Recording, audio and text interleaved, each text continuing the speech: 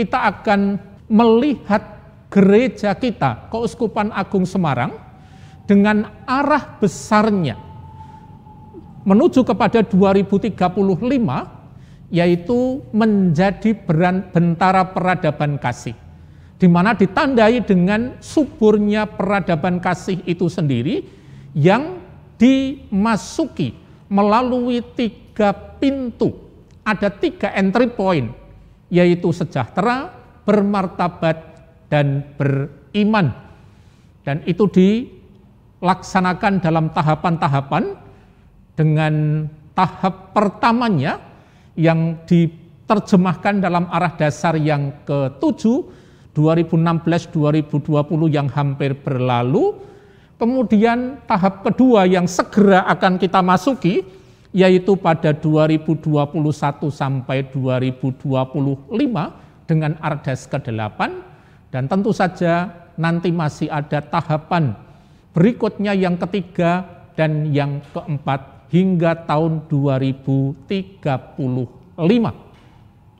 Nah, sekarang Ardas ke-8 sendiri itu terdiri dari 4 alinea yang telah disebut-sebut mempunyai kurang lebih struktur yang ajek atau sama dari Ardas ke Ardas, dengan terbagi atas 4 alinea.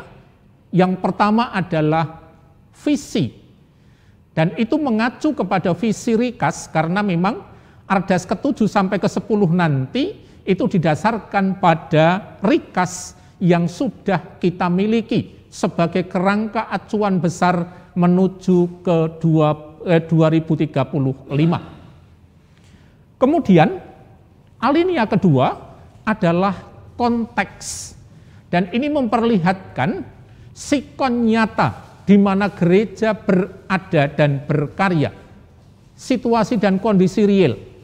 Dan dalam Ardas ke-8 ini, situasi dan kondisi real itu dibagi dalam 2. Yang pertama adalah konteks eksternal, masyarakat pada umumnya, dan yang kedua adalah konteks internal di dalam gereja sendiri, situasi itu.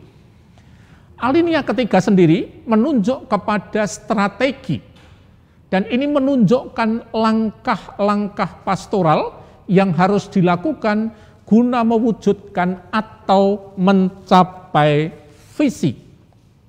Sedangkan pada alinea yang keempat, kita pertahankan semangat atau spiritualitas yang menyatakan betapa pentingnya kita menghayati dan melaksanakan Ardas itu dalam semangat ketekunan dan ketaatan kepada kehendak Allah, sebagaimana diteladankan oleh Bunda Maria dan juga Santo Paulus yang mengantar kita kepada sebuah ungkapan doa yang sangat bagus. Semoga Allah yang telah memulai karya baik di dalam diri kita berkenan menyelesaikannya pula. Inilah 4 bagian yang ada di dalam Ardas. Nah, sementara kepada Anda semua disampaikan memang untuk sementara baru berupa PDF, itu nota pastoral Ardas atau Nopas Ardas.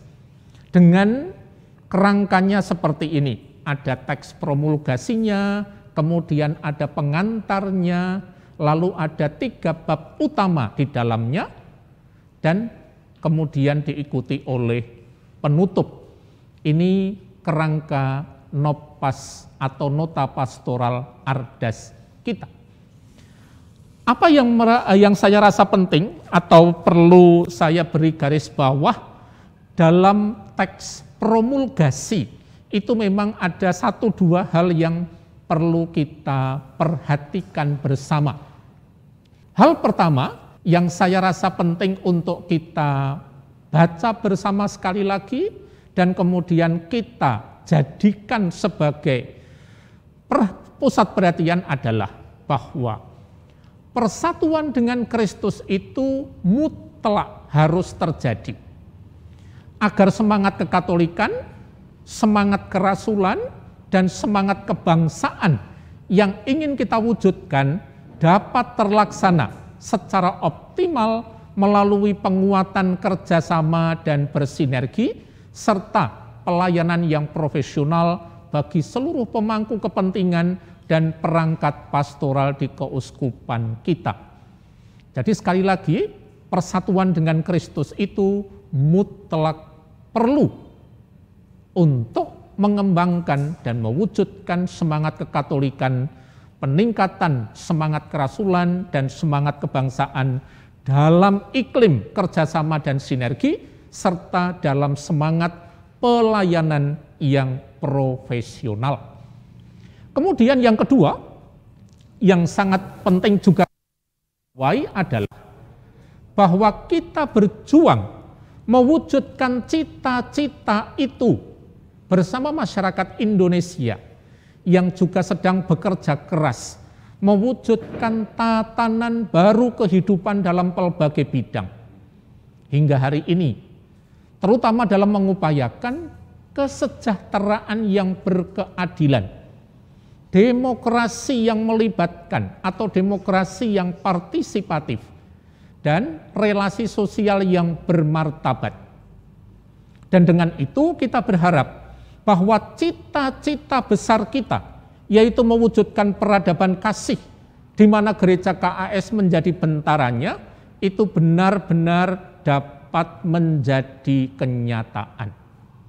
Ini adalah suatu cita-cita yang sangat besar dan menjadi semangat perjuangan kita dalam 5 tahun ke depan ini. Nah, sementara pada bagian pengantar, di sana diungkapkan, pertama-tama kita diajak untuk bersyukur atas pelaksanaan Ardas yang ke-7. Tadi sudah disinggung oleh Bapak Uskup berkali-kali tentang gereja yang inklusif, inovatif, dan transformatif, yang di situ ternyata telah mampu menghadirkan Gereja Keuskupan Agung Semarang yang terus-menerus membaharui diri dengan kemampuan untuk terus-menerus menjadi baru, terus berbenah, dan bahkan memiliki daya serta pengaruh untuk mengubah kehidupan umat bersama masyarakatnya. Dan saya merasa tidak perlu ragu lagi dengan pengurus Dewan Pastoral Paroki, pengurus kepikepan yang saling membantu untuk mewujudkan cita-cita ini dan terus berada dalam semangat membarui diri dengan segala kemampuan yang ada, dengan segala potensi yang dimiliki untuk bekerja sekuat tenaga mewujudkan cita-cita bersama untuk internal gereja maupun eksternal bersama masyarakat. Nah, demikian juga kita bersyukur karena dalam pelaksanaan Ardas yang ke-7 kita telah memberdayakan umat di dalam mencapai kesejahteraan hidup, terutama dalam pemenuhan kebutuhan primer, baik primer 1 maupun primer 2. Dan yang dimaksudkan dengan primer 1 adalah sandang, pangan, papan. Primer kedua adalah pendidikan, kesehatan, dan kesempatan kerja. Tentu saja harus kita akui bahwa ternyata ini belum sangat sempurna. Dan saya kok merasa tidak harus menjadi penyesalan kalau belum sempurna, tetapi justru ini menjadi pemicu dan pemacu semangat kita untuk terus mengupayakan agar apa yang belum sempurna ini dari waktu ke waktu terus-menerus dapat dioptimalkan dan disempurnakan. Nah, lalu juga pada bagian pengantar ini kita sadari, melalui Ardas ke-8, umat terus diajak untuk membangun persatuan, membangun keintiman, membangun kedekatan dengan Kristus sendiri. Tujuannya apa? Tujuannya adalah untuk menjadi gereja yang berciri mistik dan politik. Kata mistik tidak harus dimaknai dengan dunia lain atau perkelenian gitu, bukan itu. Kata mistik di sini seperti juga gereja universal selalu menggunakannya sebagai bahasa teologis yang sangat bagus. Misalnya dengan Bapak Suci mengeluarkan ensiklik Mystici Corporis, gereja adalah tubuh mistik Kristus dan politik. Dan ini ada dalam tagline kita di Rikas yang kita miliki dokumennya seperti ini. Dan di sana dituliskan, gereja yang berciri mistik dan politik itu sebagai tagline-nya. Gereja yang semakin ekaristis politis itu dalam rumusan roadmap-nya.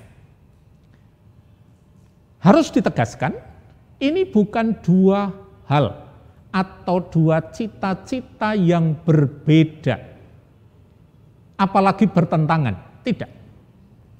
Tetapi ini mau menegaskan satu hakikat, yaitu hadirnya gereja yang semakin memiliki persatuan mesra dengan Kristus. Ini yang disebut pengalaman mistik. Bersatu dengan Kristus, bersatu dengan Allah. Dan dipenuhi rasa syukur, ekaristik, karena ini berasal dari Eucharistein yang juga bermakna syukur, guna menimba daya ilahi, dan yang berkat persatuan itu semakin terlibat dalam hidup bersama. Nah, ini segi politiknya. Hidup bersama yang dilibati, di mana kita berpartisipasi dengan penuh kesadaran dan dengan penuh kesungguhan.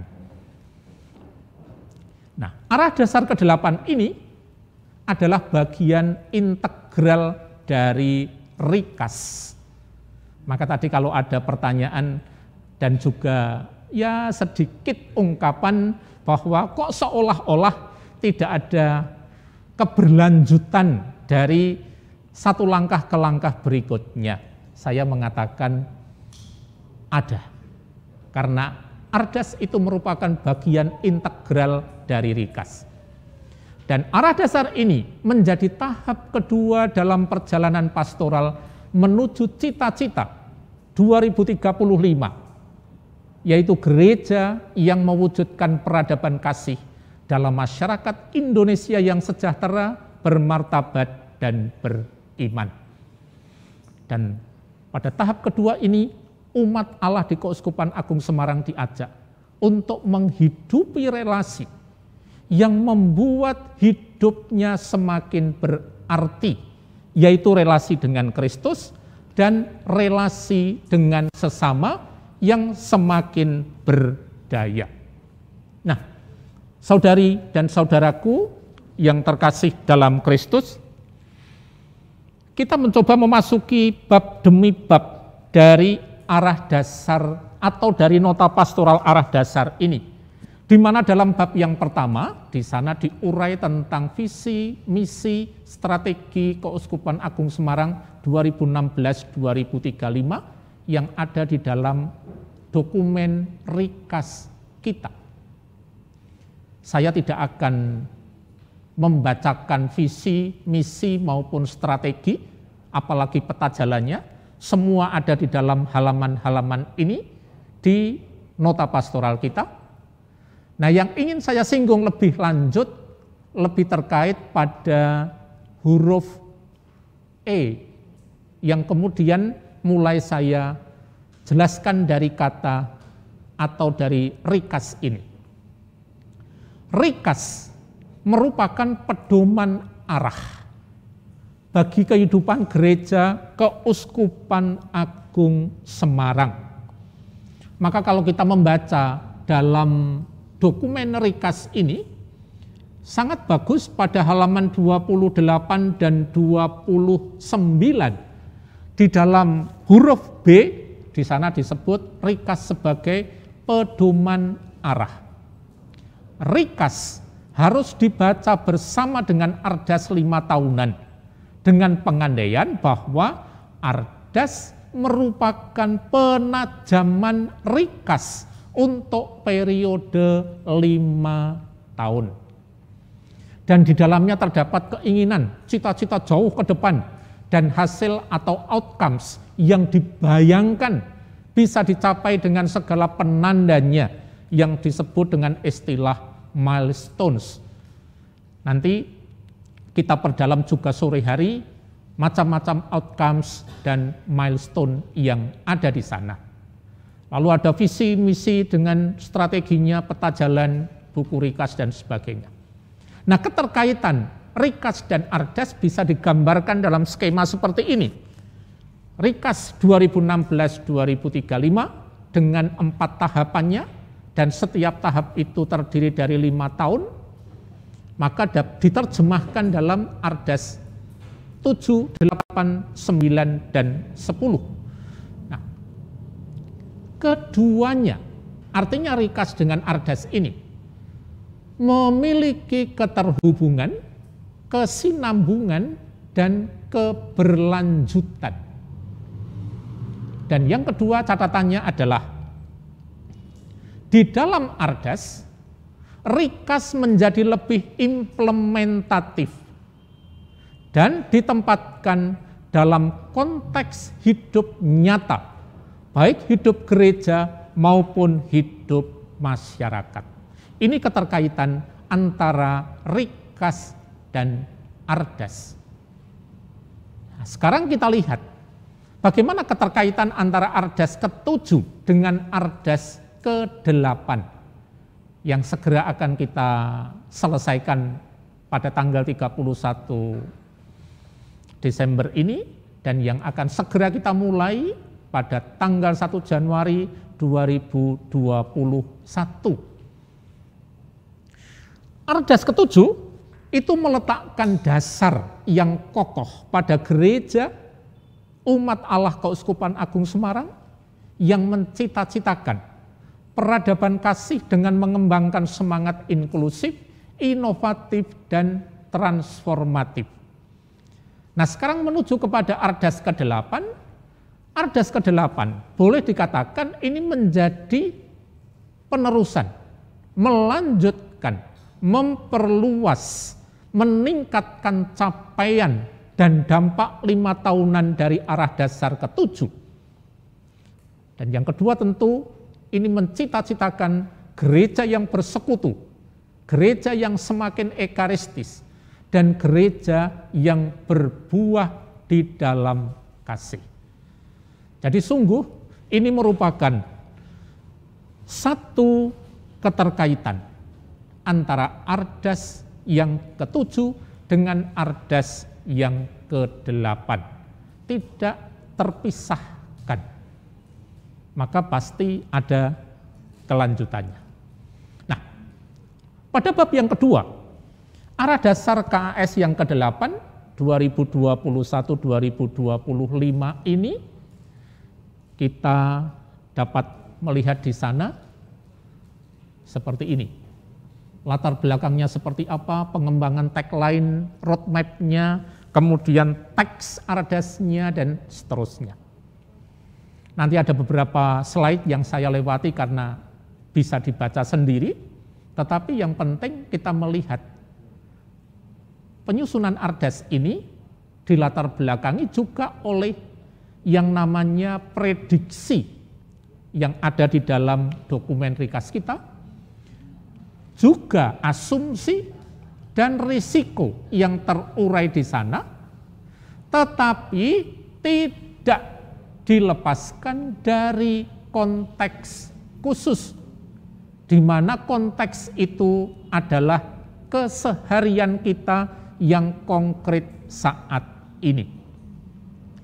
Maka kalau kita kembali kepada dokumen Rikas kita di halaman 29, inilah yang mendukung latar belakang itu. Pilihan-pilihan pastoral yang disebut eksplisit dalam Rikas harus dipandang sebagai pilihan yang belum lengkap sempurna karena belum menyangkut secara mendalam aspek-aspek kehidupan umat KAS yang merupakan sebuah kekayaan gereja. Rikas itu benar-benar mengandaikan juga konteks khusus untuk diperhatikan dalam penyusunan Ardasnya. Nah, problematik keberimanan umat inilah yang menjadi keprihatinan salah satunya sebagai konteks yang sangat khusus tadi.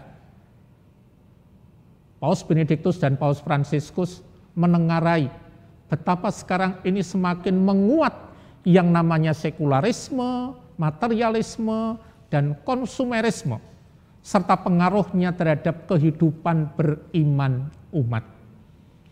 Dan juga dampak COVID-19 ini menjadi sangat nyata bahwa semangat komunal dalam menghayati iman dan merayakan perayaan-perayaan sakramental itu ada kecenderungan melemah. Misalnya nampak dalam cukup banyak umat yang mulai nyaman dengan aneka macam layanan online termasuk peribadatan. Dan memang ada beberapa umat yang ditengarai enggan juga untuk hadir dalam aneka macam kegiatan persekutuan. Nah, kalau ini dibiarkan terus, maka ini menjadi problem keberimanan yang sangat membahayakan ke depan. Maka dalam konteks nanti 2021, dampak COVID ini memang menjadi perhatian yang sangat kuat. Pengembangan tagline roadmap kedua, gereja yang ekaristis dan politis. Tadi sudah saya sampaikan bahwa gereja yang ekaristis adalah gereja yang bersatu dengan Kristus. Kristus yang mengorbankan diri dan yang membagikan hidupnya untuk kita dan dunia. Sedangkan gereja yang berciri politis adalah gereja yang berkat persatuan itu menghadirkan buah, yaitu perutusan. Buah dari kesatuan dengan Kristus adalah perutusan. Dan kita diutus menjadi imam, nabi, dan raja. Dengan kata lain, kita melaksanakan Tria Munera Christi, Tritugas Kristus. Maka kemudian itu sangat mendasari pilihan tema Ardas ke-8 ini. Tinggal dalam Kristus dan berbuah. Kalau kita mau melihat teks lengkapnya ada dalam Yohanes bab 15 1 sampai dengan 17. Tetapi utamanya kita juga bisa melihat yang lebih spesifik pada ayat 4 dan ayat 5. Penjelasannya bagaimana? Hidup gereja tidak akan pernah terpisah dari Kristus. Tidak pernah akan jauh dari Dia. Bahkan memang tidak boleh jauh dari Dia. Tinggal dalam Kristus merupakan suatu ajakan kepada semua umat beriman untuk tinggal dalam Kristus sampai akhirnya berakar, bertumbuh, dan menghasilkan buah. Dan buah yang dihasilkan itu bukan sekadar rahmat yang memperkaya kehidupan pribadi. Tetapi buah itu juga harus berupa kesadaran misioner sebagai anggota gereja, di tengah masyarakat, dan di tengah negara ini. Jadi jangan sampai itu berhenti pada kepuasan diri, pada milik diri, tetapi harus juga terdistribusi, terbagi kepada gereja, masyarakat, dan negara. Nah, ini yang saya maksudkan, yang akan saya lewati begitu saja. Alinea 1 sebagai visi, nanti bisa dibaca ulang teks Ardasnya, ini hanya mengutip teks Ardasnya. Alinea 2 sebagai misi, alinea 3 sebagai strategi, dan alinea keempat sebagai spiritualitas yang kita hayati. Nah, pemaknaannya sendiri, tadi sudah saya angkat mengenai mengenai ayat 4 dan 5 dari bab 15. Tidak usah saya baca selengkapnya, panjenengan bisa membaca kembali teksnya. Nah, tinggal dalam Kristus, harapannya membawa umat semakin juga menghayati persekutuan, umat semakin ekaristis, dan umat berbuah dalam kasih. Semakin bersekutu, artinya semakin nyata bersekutu satu dengan yang lain sebagai persekutuan paguyuban murid-murid Kristus, communion of communities. Dan itu mengambil model persekutuan Allah Tritunggal Maha Kudus. Sumbernya adalah kedekatan dengan Kristus dalam Roh Kudus. Dan yang tidak kalah penting, persekutuan dalam iman ini bersifat mistik transendental. Artinya, persekutuan rohani ini menembus batas-batas fisik kemanusiaan, yakni iman, pengharapan, dan kasih. Itu ada dalam dokumen Lumen Gentium, terang bangsa-bangsa, dari Konsili Vatikan II nomor 8. Tanda-tanda kematangan dan kemendalaman hidup rohani atau iman umat itu yang jelas, umat melakukan olah rohani dengan tekun, merayakan sakramen-sakramen, khususnya Ekaristi, doa dan devosi, membaca kitab suci, retret, rekoleksi, dan lain sebagainya. Dan menghayati diri sebagai murid-murid Kristus dalam perihidup dan perilaku sehari-hari. Artinya tidak sekadar memeluk agama Katolik dan menjadi warga gereja Katolik, sehingga iman menjadi sesuatu yang hidup. Dan menampakkan keguyuban umat di tingkat basis yang menyerupai komunitas gereja perdana, baik berbasis teritorial maupun berbasis kategorial. Tadi Bapak Uskup menyinggung berkali-kali mengenai keluarga ini sebagai kunci. Nanti dilihat lagi di halaman 22-23, yakni bahwa persekutuan sudah mulai ditumbuhkan, dipupuk, dan berakar dalam hidup keluarga Kristiani. Keluarga itulah sekolah bagi persekutuan dalam cinta kasih, dalam saling melayani dan saling mengembangkan diri. Nah, inilah yang disebut Ecclesia Domestica, gereja rumah tangga. Dan ini sudah dikukuhkan dengan meterai sakramental, meterai sakramen perkawinan seorang laki-laki dan perempuan yang pada akhirnya berjuluk Bapak dan Ibu. Nah, dalam keluargalah disemaikan, ditumbuhkan, dan disuburkan nilai-nilai dasar hidup Injili, sehingga berbuah berlipat ganda. Dan persekutuan dalam keluarga bukan hanya didukung faktor-faktor psikologis, kepribadian, dan sosial ekonomis, tetapi dengan pembatinan semangat kabar gembira yang dibawa oleh Kristus.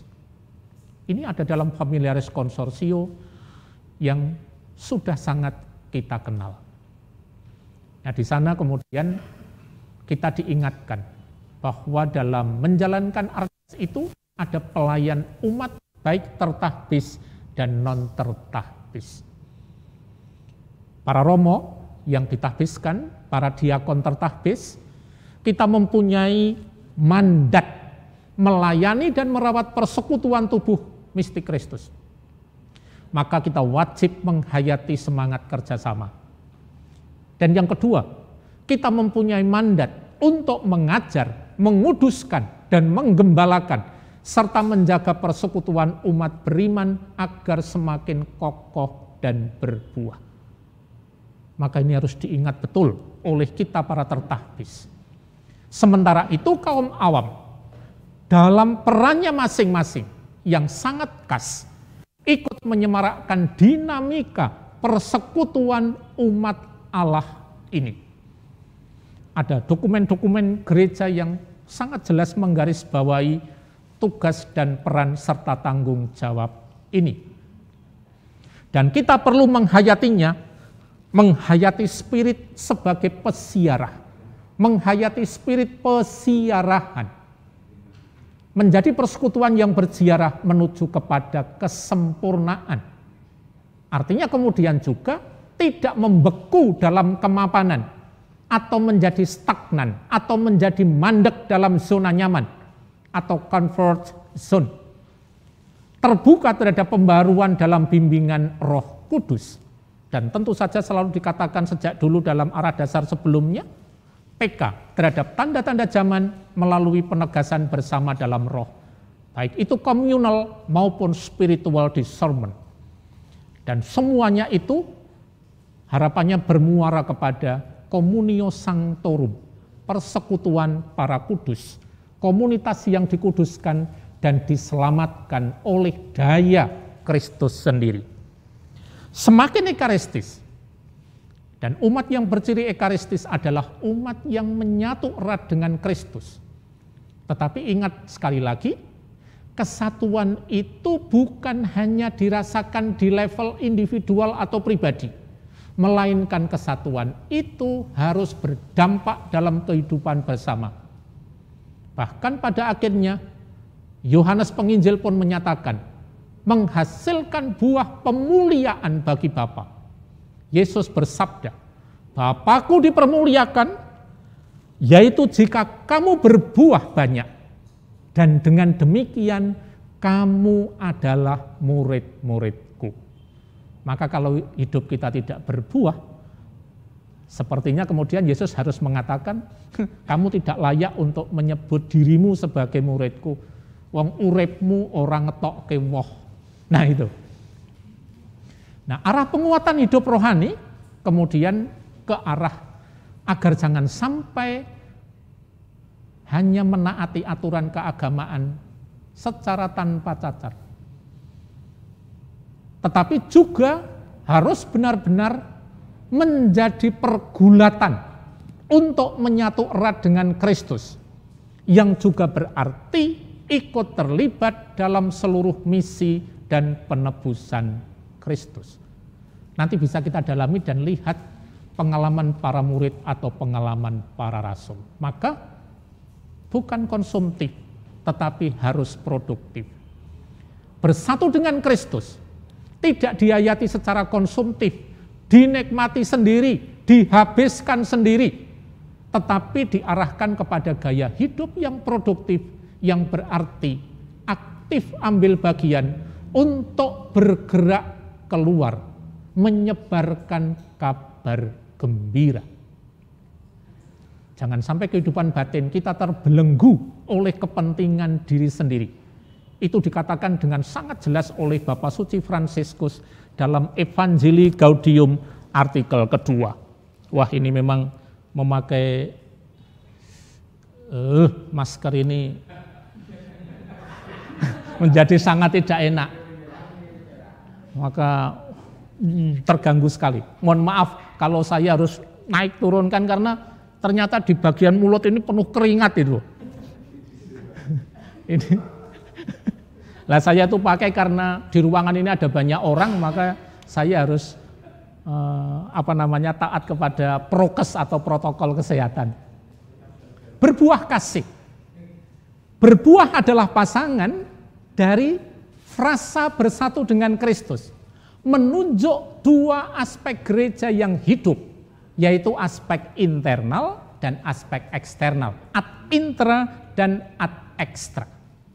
Dan berbuah ini menggarisbawahi sebuah keinginan Gereja Keuskupan Agung Semarang untuk memiliki makna dan arti bagi kehidupan masyarakat Indonesia. Dan ini pula yang disebut gereja berciri politis. Lalu kasih yang mana? Kasih Kristus sendiri yang menjadi dasarnya. Spirit yang mana? Spirit pengorbanan yang harus kita jadikan sebagai spirit kita. Itulah kasih yang kita teladan, kasih yang kita contoh. Nah, bab 3 itu pelaksanaan arah dasar KAS, itu nanti akan banyak diurai sore hari oleh Romo Sugiono dan Romo Alexius Dwi Arianto. keduanya adalah VCAP kita, satu VCAP Kedu, satu VCAP Semarang. Tetapi yang mau saya tegaskan di sini lebih pada bahwa arah dasar adalah arah pastoral yang mengandung cita-cita, yang memuat gambaran yang hendak dikembangkan. Ini bukan sekadar slogan atau jargon atau suatu mantra pastoral, tetapi ini adalah sesuatu yang merupakan cita-cita kita. Maka nanti menguraikan bagaimana arah dasar itu dilaksanakan di tengah umat, itulah yang akan kita dengarkan pada sore hari ini. Dengan prioritas garapan, ini penting.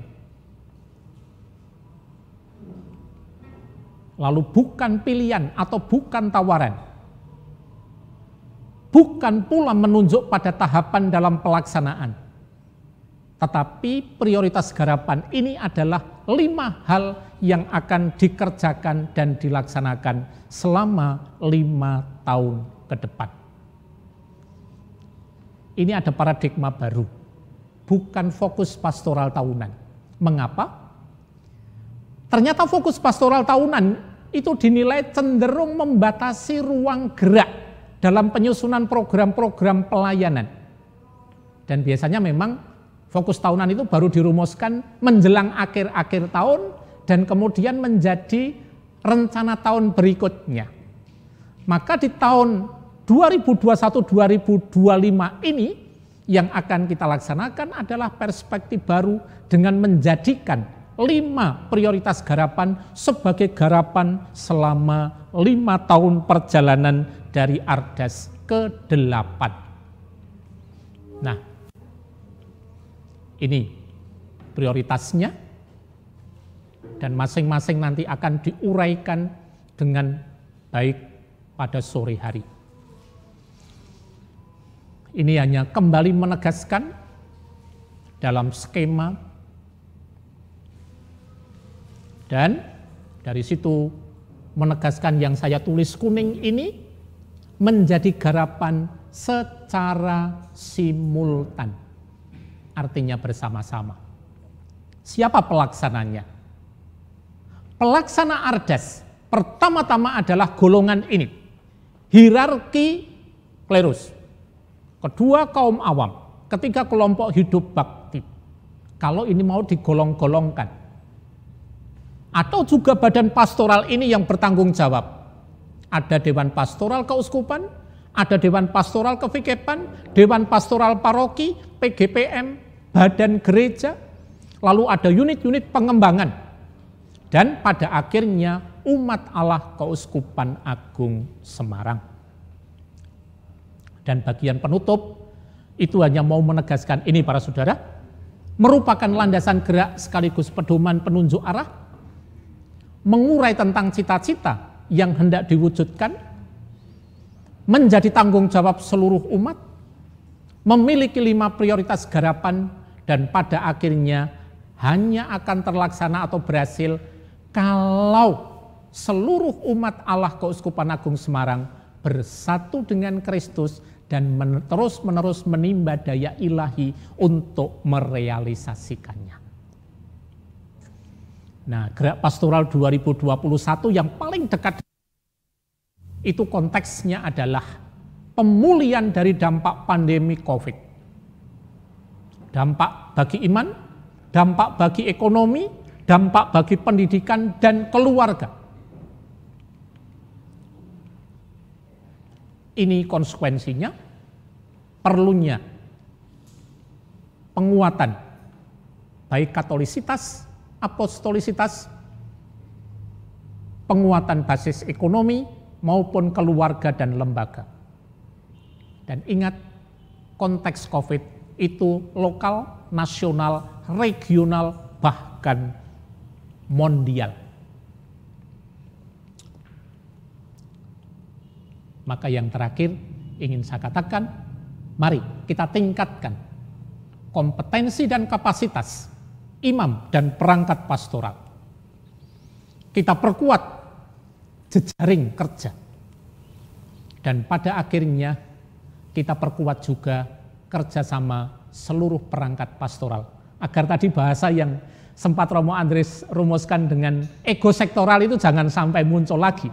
Karena dengan memperkuat kerjasama seluruh perangkat, maka ego sektoral itu tidak akan ada lagi.